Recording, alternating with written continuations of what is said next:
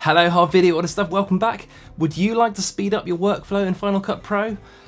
Actually, don't answer that question, I already know the answer.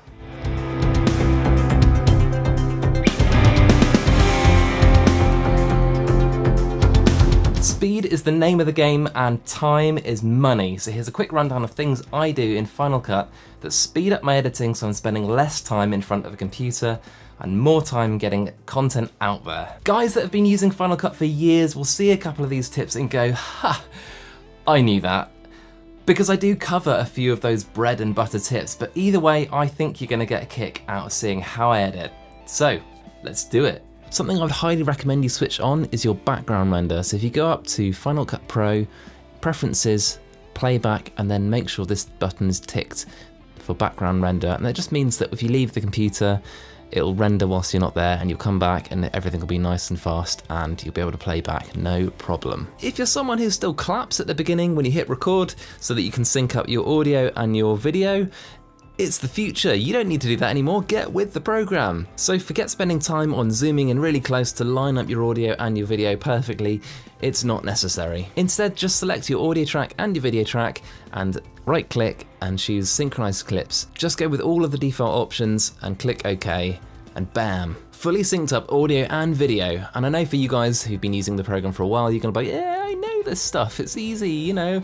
But for those who haven't seen this before, this is a mind-blown moment. You'll love it. If you're still in the habit of adding effects directly to clips, it's time to stop, it's time to start using adjustment layers. Adobe Premiere Pro has had this function for so long and it's really useful.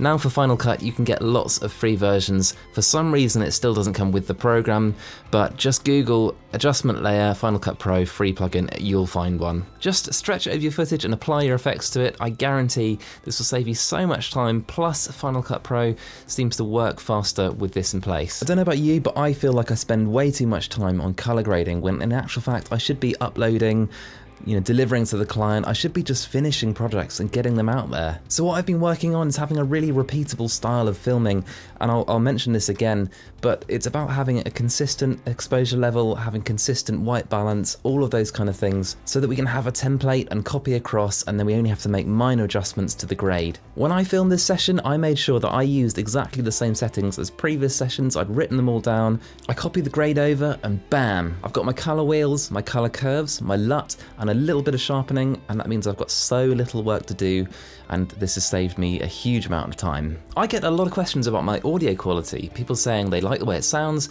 how do I do this, how do I do that?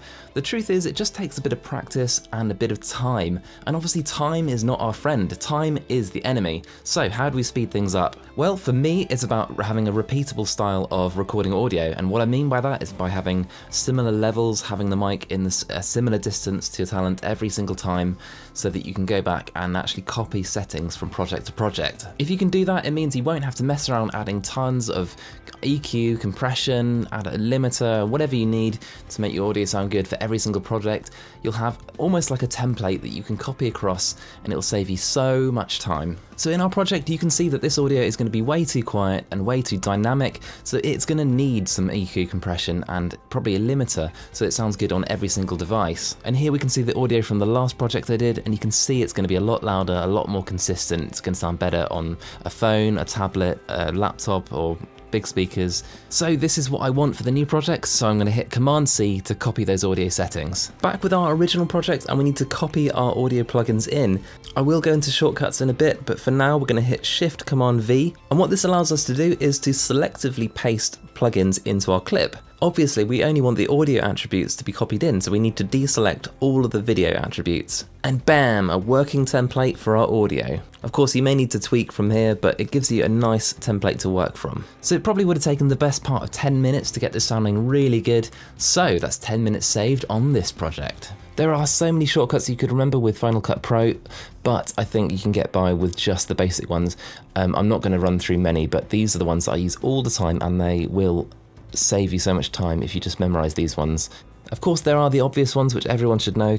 Command-C to copy, Command-V to paste, Command-Z to undo, Command X to cut. But by far the command I use the most is Command B, which is the blade tool. If you hit Command B, it will just make a blade cut to your main timeline. However, select multiple layers and it will cut through the lot. Super handy, I use it all day. There are a couple of copy and pasting shortcuts that you definitely should know. The first is to use Option, Command and then V, and what this does is it actually pastes all of the effects from one clip to another. This includes all of your plugins, including your audio ones. The other is to use Shift Command V, and what this does is it pastes the attributes, and this basically lets you be completely selective about what you actually paste onto your clip. Of course, both the Option Command and Shift Command variants work with the X or Cut tool, and that means you can either remove all of the effects from a clip or just select the ones you want to remove. It's brilliant. Let me show you a couple of examples.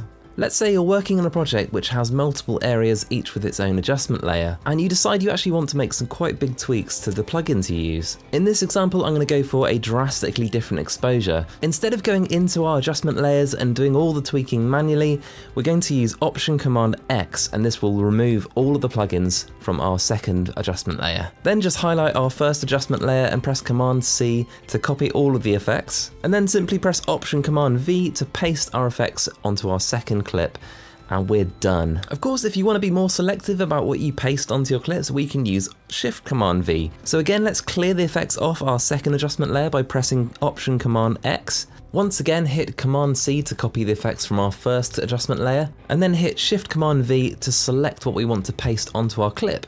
As you can see, we've got color wheels, color curves, our LUT and sharpening. I'm just going to add the LUT just for a laugh, and there we have it, ridiculously handy. Bear in mind that this paste attributes function works with everything. Your plugins, your audio plugins, your crop, any adjustments you've made to your clip, you can paste selectively, and I love it. For super shortcut junkies, if that is such a thing, you can actually customize the shortcuts yourself. Just go into Final Cut, Commands, Customize, and there you have it, the full control panel where you can just go nuts and create your own crazy shortcuts. It's just so amazing and customizable. It's honestly not a function I use myself, but I know people that do and love it, so it's just good to know that it's there. Lastly, something I do all the time is to open the clip and look at our video animation. And the reason you'd want to do this is to edit things like fade-ins and fade-outs, and you can also edit your keyframes from this panel. You could just right-click the clip and choose Show Video Animation, but then I feel like it's easier to use shortcuts on the keyboard. The shortcut you need for this is Ctrl-V, and that opens and closes it, so it's really quick and easy. Of course, adding fade in and fade outs to your clips is super easy. Just drag the slider along and that will control the opacity of your clip. So super easy and looks good. However, I think there's an even better way of doing it, and that's to use keyframes. At this point, you're probably thinking, but Harv, keyframing isn't quick. That's not going to speed things up. That's going to slow me down. But I feel like if you know the shortcut and you're practicing it, it's just second nature and it won't take you any time at all. So we're going to create a really slick looking fade out. So just hit Option K to create a keyframe. Create another one right next to it, drag the keyframe that's nearest the end of your clip down, and that will create our fade out. But of course that's not going to look slick enough for me, so just right click somewhere along the line and select ease. And this will add a kind of ramping effect and it will look super classy. Another function I use all the time to keep me efficient and organised is the workspaces function. So I thought you'd really appreciate seeing how I use them in my workflow to keep me speedy. Let's say I've been editing for a little while and I've moved all my spaces around and I want to get it back to my standard editing layout. This is when you can use the workspaces function to your advantage. I've actually got 3 presets that I use. My Harv standard covers all the bases workspace, a specialized workspace for grading, and then another one for audio. So if I select Harv, it'll snap back to my does everything all-purpose workspace. Then if I select my grading workspace, you'll see that my waveform pops up automatically, nice and big so I can see what's going on. And finally, when I select my audio workspace, you can see I've got a nice clear view of my timeline, plus my audio meters are really clear and big, I can monitor it nicely. And that's it for now. Thank you so much for hanging out with me today. As always, I've loved making this video for you, and if you're still in the mood for more dope videos about video, I'll pop a couple of interesting ones over here, and if you're not subscribed, just hit this blob right here. And until next time, let's help each other out and shoot a better video. See you next time, guys.